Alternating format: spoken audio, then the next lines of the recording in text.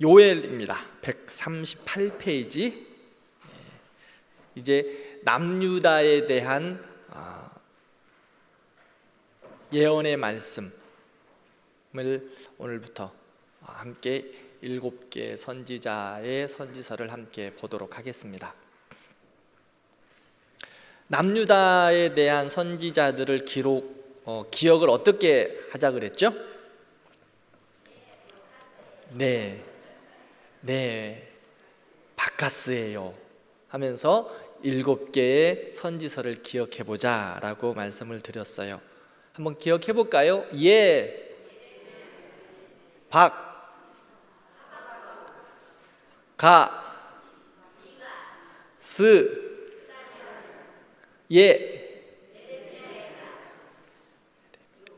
요. 네, 저도 헷갈리네요. 바카스예요. 자, 오늘은 요엘부터 말씀을 좀 살펴보도록 하겠습니다. 요엘서의 저자는 요엘입니다. 요엘은 여호와는 하나님이시다라는 뜻을 가지고 있어요. 주요 내용들을 살펴보면 시대적인 배경은 요아스, 어린 요아스, 7살 나이에 왕위에 오른 어린 요아스가 왕위에 있었을 때 제사장 누가 실제적인 통치를 했죠? 여호야다가 실제적인 통치를 하고 있었을 때를 배경으로 합니다. 주요 내용은 여러분들 요엘 하면 생각나는 게 있을 텐데 뭐가 있을까요? 요엘 하면 메뚜기 재앙, 주님의 날, 심판과 또 소망의 약속들을 기억하고 있어요. 메뚜기 재앙을 통한 심판을 말씀하시면서도 늘 주님께서 우리를 향한 소망의 말씀, 그것을 이야기하고 있습니다. 주요 내용 1번 한번 읽어볼까요? 시작. 메뚜기 떼의 재앙이 남유다 들판이 황무해. 선지자 요엘은 이 기회를 잡아 하나님의 메시지를 선포했다. 메뚜기 재앙은 다가오는 주의 날에 대한 전조를 보인다. 이런 관점에서 요엘서는 하나님의 백성에게 다가오는 심판을 경고하고 회개를 촉구하며 심판 후에 있을 구원의 날에 소망을 준다. 선지서는 늘 돌아오지 못하고 죄로 인하여 아파하는 자들을 향하여 하나님의 심판의 메시지를 계속해서 전합니다. 그러면 그 심판의 메시지를 듣고 돌아오면 이야기해 주셔야지. 돌아오면 선지서 전체의 주제라고 볼 수 있어요. 돌아오면 회복된다. 그런데 우리는 이렇게 잘 알아. 돌아가면 회복된다. 근데 돌아가면 회복인데 돌아가지를 않아. 이게 문제라는 거예요. 이게 사람들의 완악함이에요. 죄의 모습이에요. 돌아오면 주께서 회복시키시는데 돌아가지를 않아. 그래서 끊임없이 선지자를 보내셔서 계속해서 말씀하고 있습니다. 우리를 향한 하나님의 말씀이기도 해요. 계속해서 말씀하세요. 오늘도 우리를 선지자를 보내시는 게 아니라 오늘은 66권의 말씀을 통하여서 우리에게 계속해서 말씀해요. 돌아오면 회복된다. 예수 그리스도의 은혜가 너희에게 넘친다. 이 말씀을 우리에게 지금도 계속해서 전하고 있어요. 그런데 때로는 우리도 강팍해져 가지고 그냥 그런가 보다 하고 이 말씀을 넘어갈 때가 많다는 거죠. 그러면 또 하나님의 사랑으로 또 다시 가르쳐 주시고, 머리로만 듣고 귀로만 듣는 것은 하나님이 원하시지 않아요. 듣고 머리에서 어디까지 내려와야 돼요? 가슴에서 내려서 끝나면 돼요? 어디까지 해야 된다고 제가 그랬죠? 손과 발까지 가야 돼요. 그래서 여러분들 기억하십니까? 저는 믿음은 머리로는 냉철하게 알고 가슴으로는 뜨겁게 믿고 손과 발로는 예수님처럼 살아가는 거, 이게 믿음이에요. 믿음. 머리로만 아는 것, 머리만 성경대학 하면서 성경 말씀 내가 많이 배웠어, 머리로만 크게 알면 가분수가 되면 넘어져 버려요.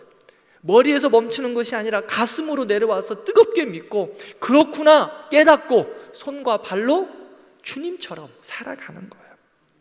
근데 남유다는 그렇지를 못해요. 계속해서 하나님께서 선지자들을 보내셔서 말씀하시면 분에도 불구하고 깨닫지를 못하는 거예요. 재앙을 보내셨음에도 불구하고 그때뿐이라는 거예요. 자, 요엘서는 메뚜기의 재앙을 통하여서 남유다 왕국의 심판을 말씀하고 있어요. 경고하고 있어요. 회개를 촉구하고 있습니다. 자, 이번 보면 요엘서에 다가오는 이 이야기는 주님의 날, 여호와의 날, 소망의 날, 이 주님의 날이라는 키워드를 여러분들 잘 알고 계시면 좋을 것 같아요. 요엘 하면 메뚜기 재앙, 주님의 날. 그러면서 사도행전에서 베드로가 성령 강림 있을 때의 요엘서의 말씀을 다시 한번 이야기해요. 초대교회에 성령의 임한 것을 이야기하는데 요엘서 2장 28절에서 32절 말씀이죠. 우리 잘 아는 말씀인데 같이 한번 읽어볼까요? 그 후에 내가 내 영을 만민에게 부어주리니 너희 자녀들이 장래일을 말할 것이며 너희 늙은이는 꿈을 꾸며 너희 젊은이는 이상을 볼 것이며 그때에 내가 또 내 영을 여종에게 부어줄 것이며 내가 이적을 하늘과 땅에 베풀리니 곧 피와 불과 연기 기둥이라. 크고 두려운 날이 이르기 전에 해가 어두워지고 달이 핏빛같이 변하거든 누구든지 여호와의 이름을 부르는 자는 구원을 얻으리니 이는 나 여호와의 말대로 시온산과 예루살렘에서 남은 자 중에 나 여호와의 부름을 받을 자가 있을 것임이니라. 아멘. 우리 찬양도 많이 하죠. 요엘서 2장의 말씀을 가지고 늙은이들은 너희 자녀들은 장래일을 말할 것이고 늙은이는 꿈을 꿀 것이고 젊은이는 이상을 볼 것이다. 내 영을 남종과 여종에게 부어줄 것이다. 만민에게 성령으로 부어주면 성령께서 부어주시는 그 은혜들을 예언하고 있어요. 자녀들은 장래일을 말하고 늙은이들은 꿈을 꾸고 젊은이들은 이상을 본다. 성령이 역사하시고 성령이 임하시면 이러한 은혜가 임하는 거예요. 우리에게도 우리는 이미 성령을 받았죠? 성령님은 이제 신약 성령 강림 후에 성령께서는 나왔다 들어갔다가 아니에요. 성령이 나왔다 들어갔다가 하는 사람들 보면 잘못된 것을 가르치는 거예요. 성령님은 우리 안에 임재하고 계세요. 그러기에 성령의 충만을 사모하고 믿음으로 말씀으로 기도하고 살아가는 거예요. 우리는 그러면 이제 성령의 은혜를 받고 성령의 임재가 있어요. 그럼 우리는 어때요? 장래일을 말할 거고 꿈을 꾸고 또 어떻게 해요? 이상을 보고 하나님의 뜻을 따라 행할 수 있는 거예요. 여기 딱 말씀하고 있잖아요. 너희 늙은이들은 꿈을 꾼다. 우리는 제가 늘 이야기하잖아요. 사명이 다할 때까지 주님 데려가시지 않는다고. 우리 어른들 정말 하나님이 사명 다할 때까지 절대 죽지 않아요. 그러니까 주님 사명 주시는 것 꿈을 꾸며 기도하며 감당하는 거예요. 주님 앞에 서는 날까지. 목사님 내 나이가 80이요. 내일 모레면 천국이 가까우니까 더 사명 다해 해야지. 그렇지 않습니까? 내가 지난주 이야기했잖아요. 천국 갈 날 며칠 남지 않았다고 이야기하면 예배 드릴 날 시간 한번 세어보세요. 한번 내가 이 땅 가운데서 우리 대광교회 공동체하고 예배 드릴 날이 몇 번인가. 그러면 더 열심을 다하고 더 영광스럽게 예배하고 이렇게 수요일 날 이렇게 모여서 말씀 더 기도하고 우리 자녀들 보면 더 축복하고 다음 세대 애들 보면 정말 믿음으로 살아가고 더 축복하고, 나라와 민족의 안타까운 모습을 보면서 더 축복하고, 우리에게 주신 하나님의 사명이에요. 이 땅 가운데 주님이 주신 사명, 그렇게 감당하는 거예요. 왜? 주의 날을 깨닫지를 못하는 이 세대를 바라보면서 선지자들을 계속해서 보내시거든요. 우리는 그 말씀 알아요. 요엘서에 주신 그 말씀도 알아요. 주의 날이 임할 거다. 그러니 끊임없이 그들을 위하여 축복하고 기도하는 거예요. 선지서를 읽다 보면 중요한 개념이 하나 나오는데요, 여호와의 날. 오늘 요엘서에는 주님의 날, 이 개념을 가지고 있어요. 약간의 공통적인 그 메시지는 공통적이에요. 심판의 날, 또 주의 날. 그런데 약간의 의미상의 차이는 있어요. 여러분들 한번 139페이지 한번 볼까요? 여호와의 날, 주님의 날, 심판의 날, 구원의 날, 영광의 날, 이런 이야기예요. 요엘서에서는 제가 뭐라고 그랬죠? 주님의 날. 그래서 주님의 날, 여호와의 날, 또 심판의 날, 구원의 날, 영광의 날, 다 동일한 말이에요. 동일한 말. 하나님의 심판의 날. 그날이 우리에게는 어떤 날이 될 거예요? 여러분들에게는 요엘서의 그 심판의 경고의 날, 주님의 날이 여러분들에게는 무슨 날이 될 것 같아요? 네? 소망의 날. 그럼요. 영광의 날. 여러분들이 한번 붙여보세요. 여러분들은 무슨 날이에요? 그 날이?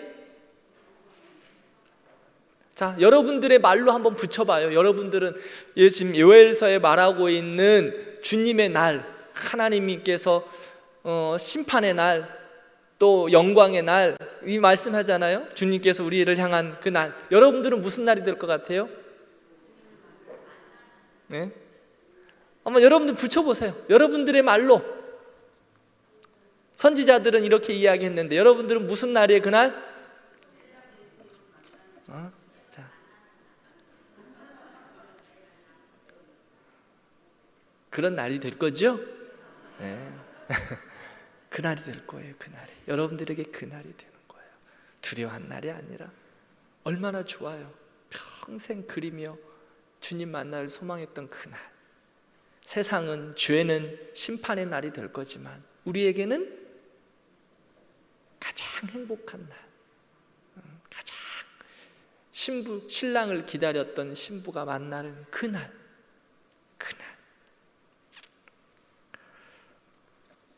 자, 도표를 한번 살펴보죠. 여호와의 날에 대해서 이사야와 아모스와 스바냐와 요엘은 어떻게 이야기를 했는지 한번 도표를 볼까요? 자, 여호와의 날, 이사야는 열방과 하나님의 백성이 모두 심판을 당하는 날이다 라고 이야기하고요, 아모스 선지자는요, 이스라엘이 기대하고 있는 구원의 날이 아니라 오히려 진노의 날이다. 스바냐 선지자는요, 우주적인 심판이 행해지는 날, 겸손하고 의로운 자는 그 가운데서도 소망이 있음. 요엘 선지자는요, 언약에 순종하지 않으면 더 큰 재앙이 나타날 종말적인 구원의 날이다, 이렇게 이야기하고 있어요. 자, 그러면 여기에다가 선지자라고 쓰면 안 되고 자기 이름은 이한길, 여러분들 말로 해봐요. 이한길, 가장 행복하고 축복된 날. 성경 본문 이한길서 1장. 자, 여러분들의 말로, 여러분들은 여호와의 날이 무슨 날이에요? 그날을 우리 기다리면서 사모하는 거죠? 선지자들을 통하여서 그날을 보내셨어. 그날을 말씀하실 때는 돌아오지 않는 그들을 향하여 계속해서 주님은 말씀하세요. 돌아오라고, 깨달으라고. 근데 우리는 그 말씀 듣고 깨닫고 돌아왔어요. 그러면 그날은 무슨 날이에요? 우리에게는 축복의 날이에요. 축복의 날. 두려워할 게 없어요. 행복한 날이에요. 세상에 미련이 남아서 조금만 더 주님 이거 좀 쓰다가 가고 조금 더 누리다 가야 돼. 더 큰 영광이 있는데 이 땅의 것들은 주님 오신 날은 느껴지지도 않아. 그날을 바라보는 거예요. 자, 미가 선지자를 보겠습니다. 140페이지. 미가. 자, 저자는 미가 선지자입니다. 우리 같이 한번 저자 읽어볼까요? 누가 주와 시작. 누가 주와 같으랴 라는 뜻의 이름을 지닌 미가는 호세야, 아모스, 이사야, 요나와 같이 BC 8세기에 활동했던 선지자 중 한 명이며 이사야 26장 18절에 그가 언급되고 있다. 그는 자신의 선배이자 동시대를 살았던 예루살렘에 이사야가 선포했던 위대한 진리를 널리 전파했다. 네. 미가 선지자, 유다와 요담, 아하스, 히스기야 시대 때 예언했던 분인데요. 이제 아수르에 의해서 그 이스라엘이 멸망되기 전에 미가 선지자가 활동을 합니다. 제가 말씀드렸죠. 선지자들이 가장 많이 그 활동을 했던 시기는 어떤 시대라? 가장 죄가 많은 시대다. 왜? 안타까우니까 주님이 계속 보내는 거예요. 계속 보내는 거. 이스라엘과 유대를 향하여서 안타까우니까 하나님이 계속 보내는 거예요. 아수르에서 이제 북이스라엘이 멸망당하기 전에 미가 선지자는 예언합니다. 자, 주요 내용을 한번 살펴볼게요. 미가 선지자에서 가장 핵심적인 우리가 많이 들었던 이야기가 뭘까? 주요 내용을 한번 살펴보면, 자, 3번 한번 읽어볼까요? 시작. 메시아가 베들레헴의 한 동네에서 태어날 것이라는 미가 5장 2절의 예언은 구약의 모든 메시아적 예언들 가운데 가장 분명하고 중요한 예언 중 하나이다. 그리고 2장 12절 13절, 4장 1절에서 8절까지와 5장 4절에서 8, 전 세계를 다스리시는 그리스도의 의로운 통치를 생생하게 묘사하고 있다. 미가서 5장 2절 말씀을 한번 볼까요? 같이 한번 읽어보겠습니다. 베들레헴에 너는 유다 족속 중에 작을지라도 이스라엘을 다스릴 자가 내게서 그의 근본은 상고의 영원에 있느니라. 아멘.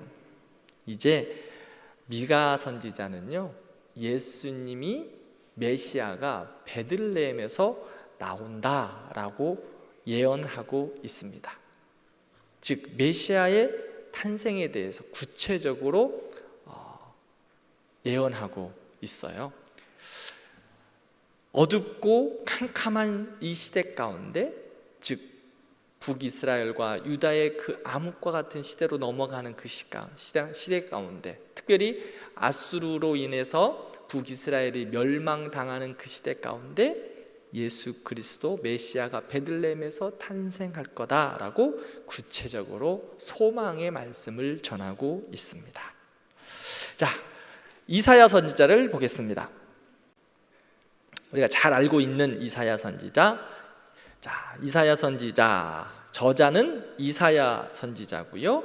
이사야는 여호와는 구원이시다라는 뜻을 가지고 있습니다. 이사야 선지자가 살았던, 활동했던 시대는 4명의 왕을 거치고 60년 동안, 한 60여 년 동안 이사야 선지자는 사역한 것을 말하고 있습니다. 자, 한번 1번 한번 읽어볼까요? 시대적 배경, 이사야의 긴 시작. 이사야의 긴 사역은 BC 740년부터 680년까지 이른다. 이사야는 우시야, 요담, 아하스, 히스기야 통치 기간에 3번 읽어보겠습니다. 이사야의 메시지는 다윗과 솔로몬 통치하에 황금기 이후 이스라엘이 가장 번성했던 시기에 선포되었다. 농업과 상업의 성공으로 인한 번영과 군사적 성공은 부도덕, 과음, 우상 숭배, 가난한 자들에 대한 탐욕, 사람들의 욕망에 영합하는 거짓 선지자들을 수반하였다. 네. 이사야 선지자에 대한 그 시대적인 배경은 계속 말씀드리죠. 이사야 선지자, 아모스, 호세야, 또 요나, 미가, 이 같은 동시대에 선지 말씀을 예언을 했던 사람들이었다고 말씀을 드려요. 그 시대가 가장 번영하였지만 하나님을 떠난 시대, 하나님의 심판이 가까움을 말하고 있는 시대인 것을 볼 수 있어요. 자, 이사야서의 주요 내용을 한번 보겠습니다. 1번 같이 한번 읽어볼게요. 시작. 이사야서의 66권과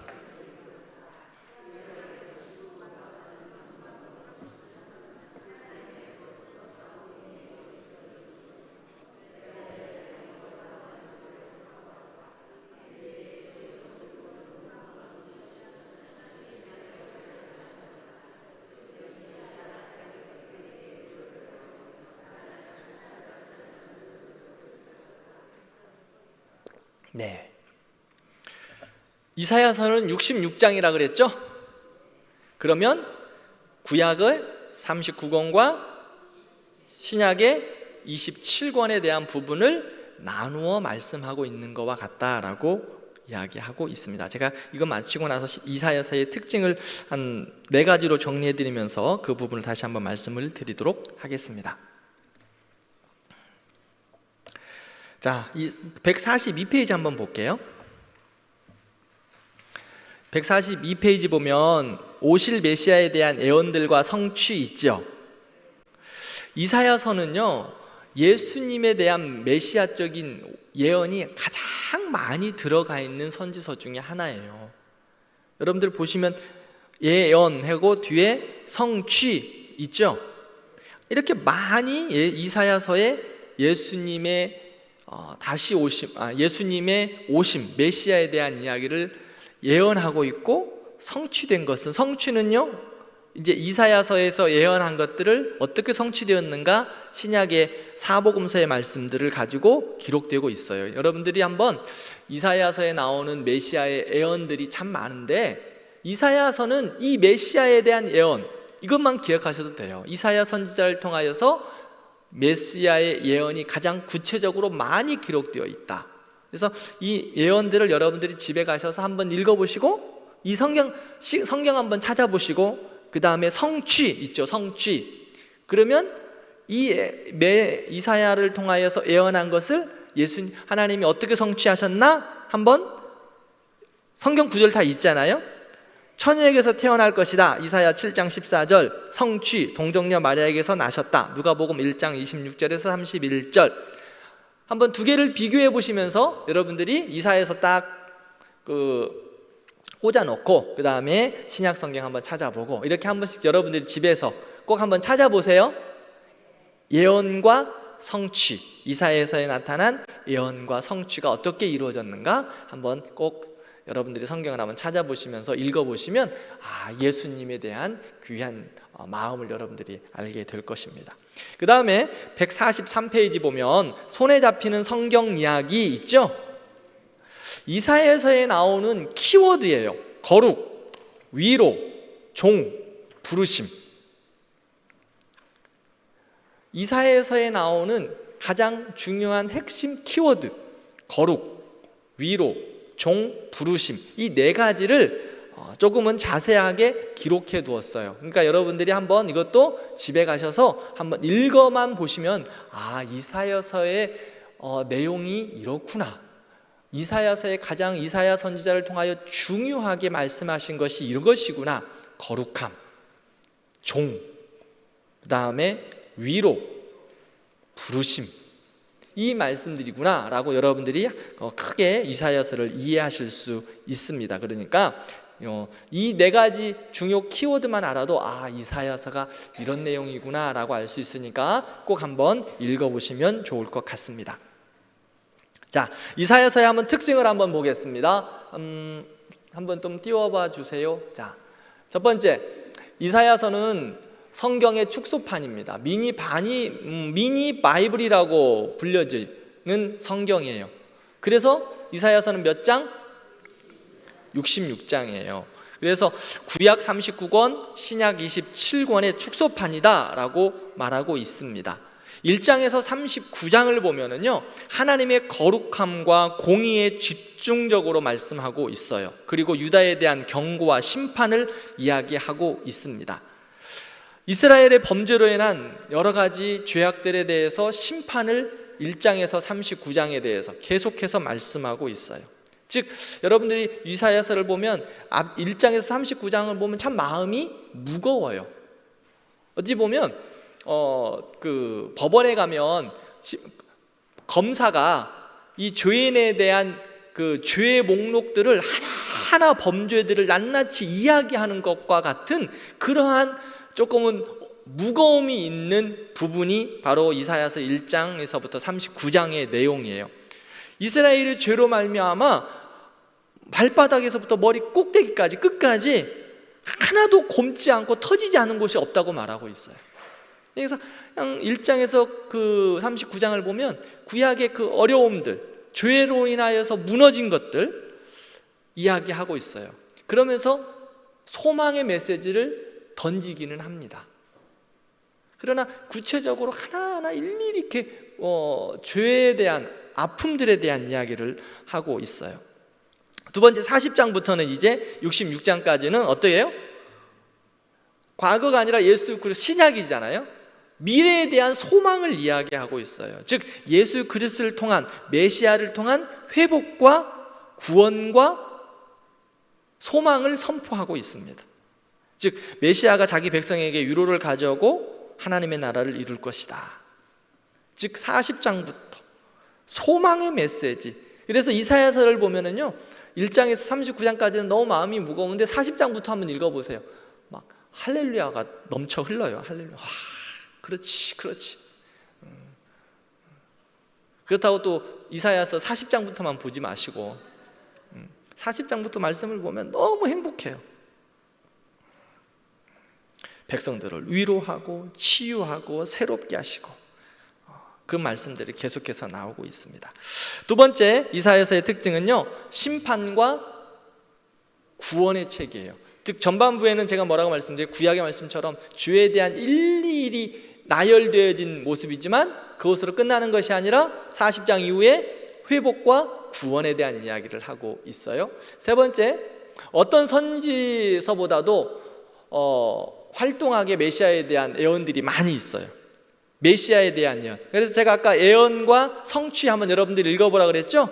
예수님에 대한 메시아의 예언이 이사야서에 가득 담겨 있으니까 어느 선지서보다 많이 그곳에 있으니까 한번 읽어보시면 좋겠고요.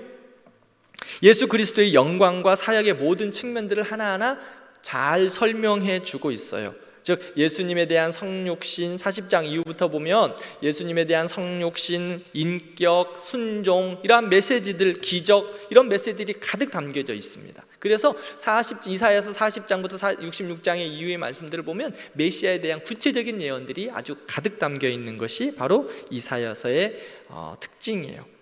한번 전체적으로 한번 이사야서를 한번 말씀을 좀 드리려고 합니다. 이사야서 1장에서 5장을 보면은요 이사야서 전체의 요약이라고 볼 수 있어요. 먼저 일반적으로 선지서를 보면 선지서 1장에 선지자를 부름에 대한 이야기가 나오잖아요. 내가 너를 불렀다. 그런데 이사야 선지자는 몇 장에 나와요? 이사야 선지자는 이사야 선지자를 부르는 것을 몇 장에 나와요? 6장이 나오잖아요. 6장. 이사야 선지자는 선지자를 부름에 있어서 선지서들의 대부분의 1장에 나오는데 이사야 선지자는 1장에서 5장까지는 이사야서의 전체 요약을 하고 이제 시작을 어찌 보면 6장에서부터라고 볼 수 있어요. 이사야 선지자를 6장에 불러냅니다. 1장에서 보면 유다의 영적인 상태 이야기예요. 제가 말씀드렸죠. 39장까지는 참 어두운 이야기들이 참 많다. 1장에서도 뭐 요약하는 1장의 처음 시작에서 이 남유다의 영적인 상태, 지금 어두운 상태죠. 범죄한 나라, 허물어진 백성, 뭐 이렇게 시작을 하고 있어요. 소와 나귀보다 너희는 못한다. 남유다를 향하여서 이사야서 1장에 너희는 소와 나귀보다 우리 유다 백성들을 향하여서 너는 돼지보다 못하다 그 말이에요. 짐승보다 못하다. 왜? 짐승들은 주인은 알아본다. 근데 너희는 주인도 몰라본다. 누가 주인이에요? 우리의 주인이 누구예요? 그렇죠. 예수 그리스도. 우리의 주인 예수 그리스도. 하나님. 근데 남유다는 짐승들도 주인은 알아본다. 그래서 주인은 물지 않잖아요. 그런데 너희들은 주인도 몰라본다. 주인도 몰라보는 소돔과 고모라와 같다고 남유다에 대해서 질책하고 있어요. 유다의 영적 상태, 제사는 많이 드려요. 그런데 손에 피가 가득하다. 불의가 가득하다. 내가 너희들 제사 받지 않는다. 싫다. 그렇게 말하고 있어요. 이게 1장에서 5장까지 유다의 영적 상태, 전체적인 이스라엘 남유다에 대한 요약을 하고 있어요. 그때 이제 하나님께서 그 남유다에 대한 상황을 이야기하신 이후에 6장에 이사야를 부르는 장면이 나옵니다. 이사야서를 통해 말씀하신 하나님의 메시지. 성전에서 이사야가 하나님을 보았습니다. 천사들이 하나님을 찬양하는 것 봐요. 여호와가 왕이시다. 근데 이사야가 그 하나님의 영광을 보고 어떻게 됐습니까? 죽었습니다. 나는 망하였습니다. 감히 하나님의 영광을 보았습니다. 나는 부정한 자입니다. 죄인입니다. 나는 죽었습니다. 그렇게 이야기합니다. 자, 우리 같이 한번 읽어봐요. 시작. 우시야 왕이 죽던 해에 내가 본즉 주께서 높이 들린 보좌에 앉으셨는데 그의 옷자락은 성전에 가득하였고 스랍들이 모시고 섰는데 각기 6 날개가 있어 그 둘로는 자기의 얼굴을 가리었고 그 둘로는 자기의 발을 가리었고 그 둘로는 날며 서로 불러 이르되 거룩하다 거룩하다 거룩하다 만군의 여호와여 그의 영광이 온 땅에 충만하도다 하라. 이같이 화답하는 자의 소리로 말미암아 문지방의 터가 요동하며 성전의 연기가 충만한지라. 그때 내가 말하되 화로다 나여 망하게 되었도다. 나는 입술이 부정한 사람이요 나는 입술이 부정한 백성 중에 거주하면서 만군의 여호와이신 왕을 배웠음이로다 하였더라. 아멘. 이제 이사야의 부름 좀 기억이 나십니까? 네, 많이 들었던 말씀이잖아요. 응? 많이 들었던 말씀. 하나님께서 이사야를 부르셨어요. 그런데 이사야가 하나님의 영광을 보고 나는 죽었습니다. 나는 죄인입니다. 이제 망했습니다. 왜 그랬을까요? 비답해 나아가면 모든 자가 부정한 것이 죄인임을 볼 수밖에 없기 때문이에요. 나이가 부정하다. 그런데 하나님께서 그를 부르시고 사명을 맡기세요. 무슨 사명? 무슨 사명을 맡기셔요? 무슨 사명을 맡기셨어요? 죄악된 그 유다를 향하여서 하나님의 말씀을 선포하라고. 하나님 나는 못합니다. 나는 부정함자입니다 라고 이야기하니까 제단 숯불을 그 입술을 대고 셨다라고 정결케 하셨다라고 말합니다. 그러면서 주님께서 말합니다. 내가 누구를 보내며 내가 누가 나를 위하여 갈까? 그때 이사야가 어떻게 합니까? 주여 나를 보내소서. 올 초인가 이 본문이 아니고 제가 작년 말이 12월에 이거 설교 이 예화를 한번 들은 적이 있었는데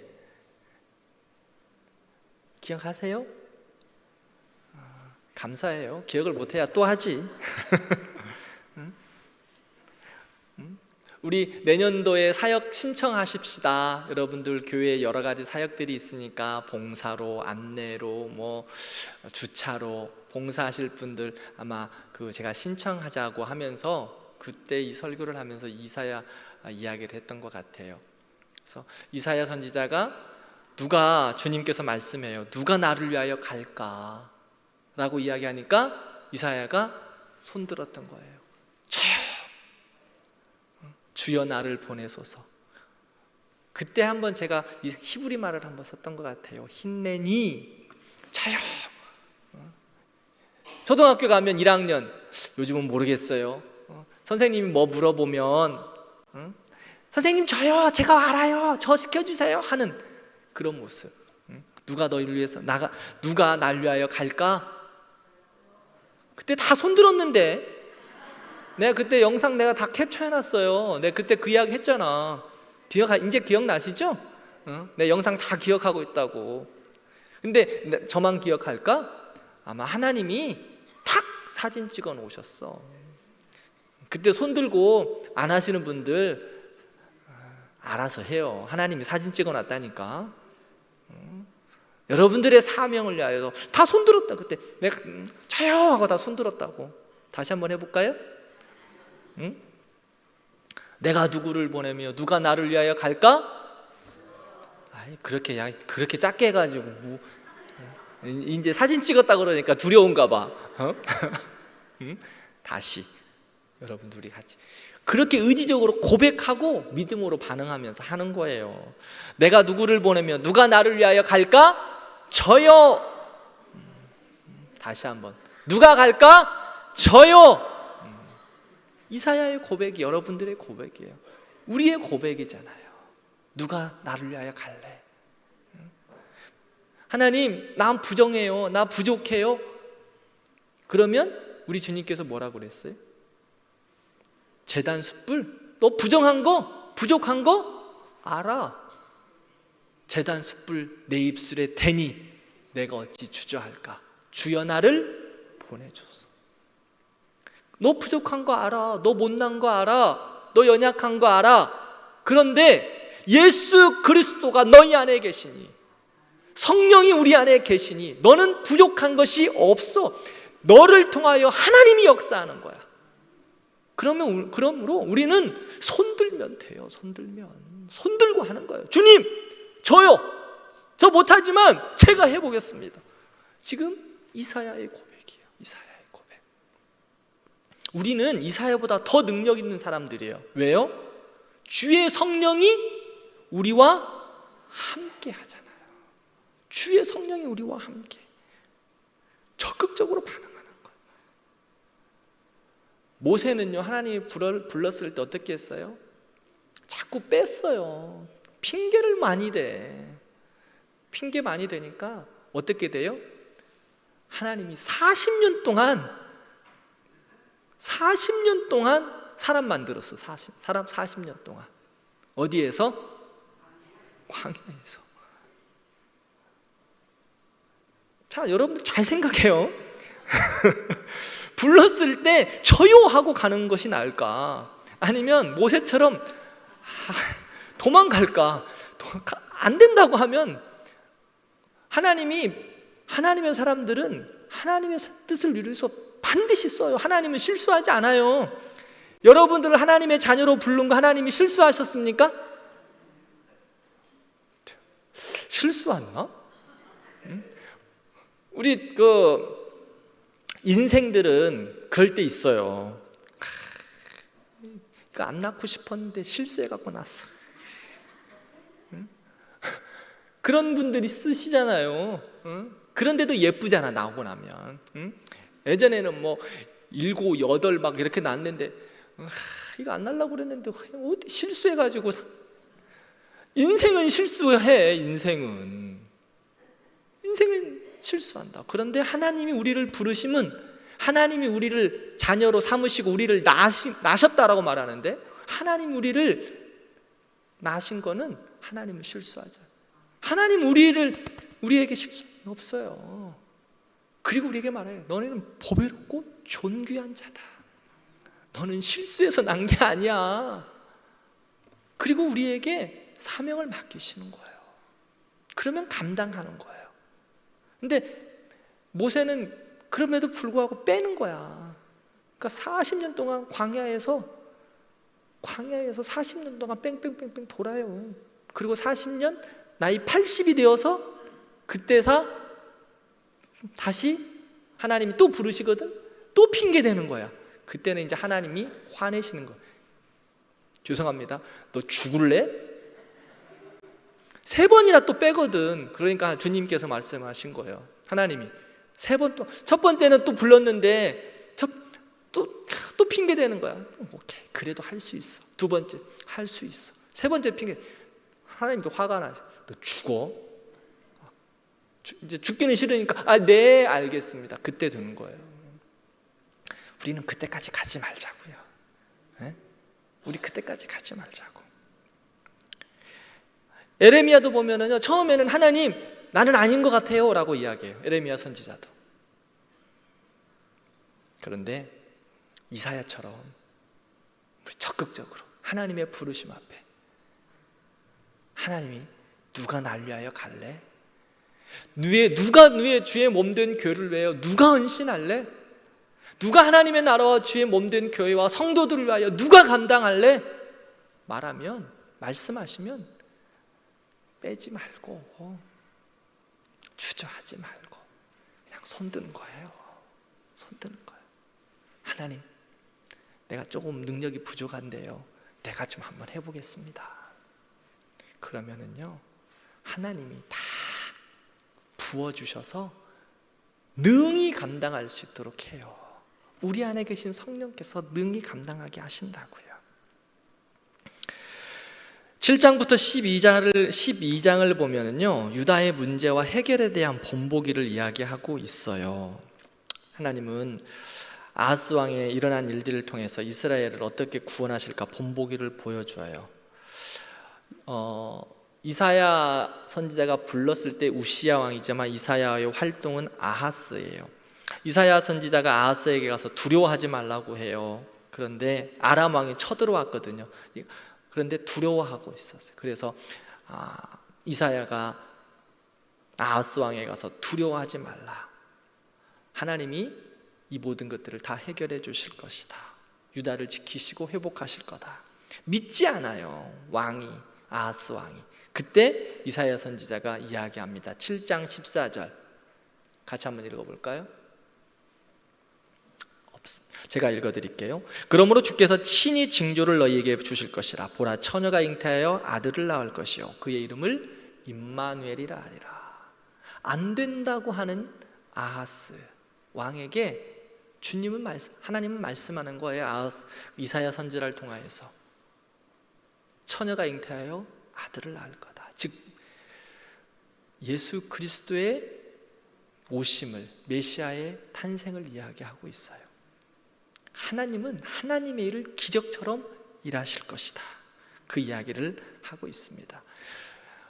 아픔과 고통과 어려움 가운데, 죄로 인한 가득한 남유다 가운데 돌아오면 하나님이 이렇게 너희들의 능력이 아니라 하나님의 능력으로 회복시키실 거를 계속해서 말씀하고 있습니다. 자, 40장부터 66장까지는 이제 위로와 도전이라고 위로와 회복이라고 말씀을 드렸어요. 39장까지는 어찌 보면 좀 딱딱해요. 죄에 대한 심판의 이야기, 좀 우리의 연약함에 자꾸 이야기하고 있으니까 듣기 싫은 소리도 한두 번이지 한 10번 이야기하면 너무 힘들잖아요. 이사야서 1장에 39장인 그런 말씀들. 그럼에도 불구하고 끊임없이 읽어야 돼요. 그리고 깨달아야 돼요. 그리고 40장부터는 이제 회복에 대한 것을 우리에게 말씀하고 있습니다. 아까 이사야서에 대한 키워드가 뭐라 그랬어요? 4가지 있었는데 뭐예요? 거룩, 그다음에 위로, 종, 부르심. 이 이야기를 하고 있습니다. 첫 번째, 위로하라. 40장 위로하라. 내 백성을 위로하라. 하나님이 죄악을 사했느니라. 40장 이후의 내용들을 보면 하나님께서 백성들을 위로하고 격려하고 회복시킬 것을 계속해서 말씀합니다. 제가 한 번만 이야기해 볼게요. 이사야 40장 31절 오직 여호와를 앙망하는 자 새 힘을 얻으리니 독수리 날개침이 올라갈 것이다. 43장 보면 야곱아 너를 창조하신 여호와께서 지금 말씀하시느니라. 이스라엘아 너를 지으신 이가 말씀하시느니라. 너는 두려워하지 말고 너를 구속하였고 내가 너를 지명하여 불렀다. 43장 보라 내가 새 일을 행하리라. 이렇게 해서 계속해서 회복의 말씀을, 위로의 말씀을 전하고 있습니다. 종의 노래. 이사야서는 이제 종이 키워드예요. 이스라엘과 우리에게 말씀해요. 하나님의 방법이 있는데 그것은 고난받는 종을 보내겠다. 근데요, 그 고난받는 종, 그것을 하나님이 기뻐하신다라고 말씀합니다. 42장 1절에서 4절 말씀을 보면 내가 붙드는 나의 종, 내 마음에 기뻐하는 자, 내가 택한 사람을 보라. 그가 이방의 정의를 베풀리라 라고 말씀하고 있어요. 예수 그리스도에 대한, 종에 대한 예언을 하고 있습니다. 그런데요, 그 종에 대한 예언이 53장에 보면 등장해요. 그분이 바로 예수님이에요. 하나님이 붙드시는 종, 하나님이 기뻐하시는 종, 그가 오면 상한 갈대를 꺾지 않으시고 등불을 끄지 않으시고 진실과 공의로 시행하실 분, 53장에 이 말씀을 하고 있습니다. 그러면 이 예수 그리스도 고난받는 종이 오셔서 하는 일이 뭘까? 61장 이야기를 하고 있어요. 61장 1절 2절 말씀 함께 읽어볼까요? 내가 붙드는 주 여호와의 영이 내게 내리셨으니 이는 여호와께서 내게 기름을 부으사 가난한 자에게 아름다운 소식을 전하게 하려 하심이라. 나를 보내사 마음이 상한 자를 고치며 포로된 자에게 자유를, 갇힌 자에게 노임을 선포하며 여호와의 은혜의 해와 우리 하나님의 보복의 날을 선포하여 모든 슬픈 자를 위로하되. 어디서 많이 들어본 말씀 아닌 것 말씀인 것 같지 않습니까? 이 말씀, 이사야 61장의 말씀이 어느 날 이스라엘에서 복음서에서 한 사람이 나타나서 회당에서 설교를 하는데 이야기를 하는 거예요. 이사야 선지자의 그 예언의 말씀을 회당에서 누가 이야기했을까요? 예수님이. 누가복음 4장에서 본문 있어요?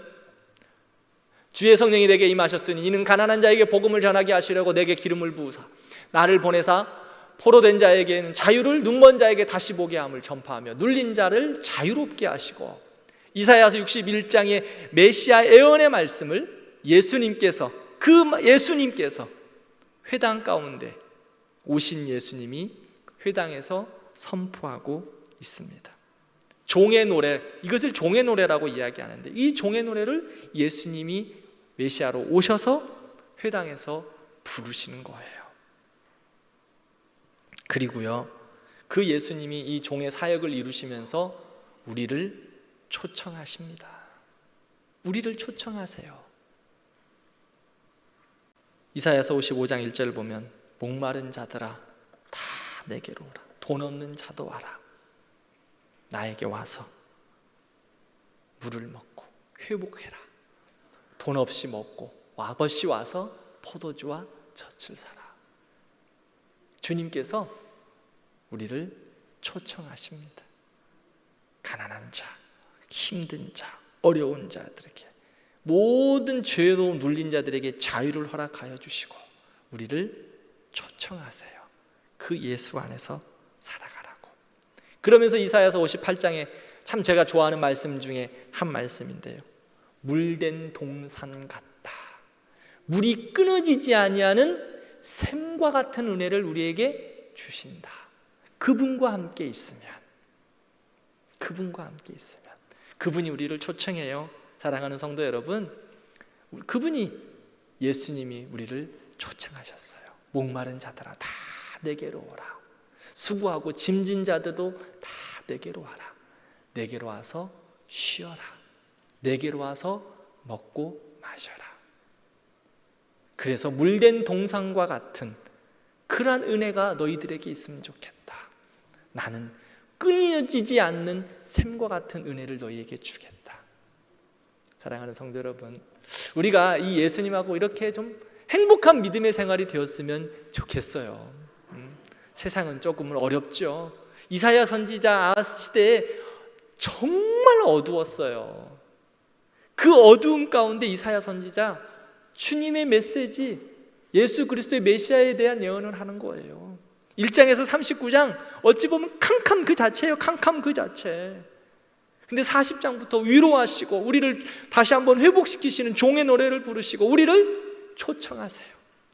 그리고 너희도 그 예수 그리스도와 함께 물된 동산과 같은 삶을 살아라고 우리에게 말씀해요. 그러니 우리도 사랑하는 성도 여러분, 조금은 세상에 또 어려운 삶에 어려움도 있고 무거운 짐도 있죠. 그러나 우리 안에 계신 성령과 함께 물된 동산과 같은 좀 행복한 우리 믿음의 걸음이 되었으면 좋겠어요. 때로는 힘도 들죠. 아프기도 하죠. 그렇죠. 가만히 있으면 아프면 얼굴도 찌그러지고 마음에 의욕도 없어요. 그러나 다시 한번 일어나 보자고요. 예수님과 함께 다시 한번 힘차게 일어나서 여러분 안에 물된 동산 같은 끊이지 않는 은혜의 샘이 콸콸콸콸 넘치기를 기도합니다. 같이 기도하시죠. 하나님, 이사야 선지자를 보면 참 어렵고 답답한 상황이지만 그래도 예수 그리스도가 다시 오심을 예언하시고 우리를 초청하신 것을 볼 수 있습니다. 주님, 우리가 그 주님과 함께 물된 동산과 같은 은혜가 우리 안에 흘러넘치게 하시고 시온의 대로가 넘치는 그러한 은혜가 우리 가운데 풍성해서 주님의 그 끊이지 않는 은혜의 샘으로 콸콸콸콸 넘치는 주님과 함께 살아가는 복된 삶 되게 해주세요. 같이 기도하십시다.